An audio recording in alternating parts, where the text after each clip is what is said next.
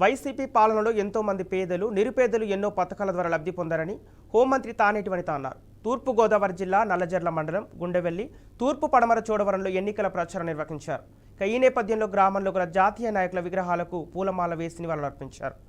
జగన్ పరిపాలనలోనే 99% వరకు ప్రజలు లబ్ధి పొందారని, జగనన్న పాలనలో బిఆర్ అంబేద్కర్ స్ఫూర్తి కనిపించిందని చెప్పారు. జగన్మోహన్ రెడ్డి మొదటిసారిగా ముఖ్యమంత్రి అయినప్పటి నుంచి పేదల ఇంట్లో ఒక కొడుకుగా, ఒక అన్నలా ప్రజలతో మమేకమయ్యారని కొనియాడారు. అందుకే వారి కష్టాలను తీర్చుతున్నారని తెలిపారు.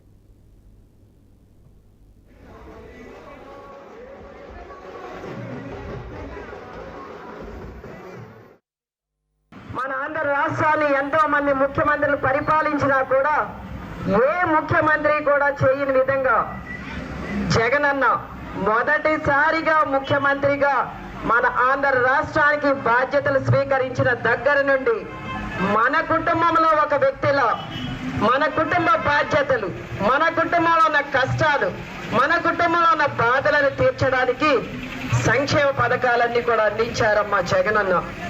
ఈ విధమైన పరిపాలన గతంలో ఏ ముఖ్యమంత్రి కూడా మనకు అందించలేదు తల్లి.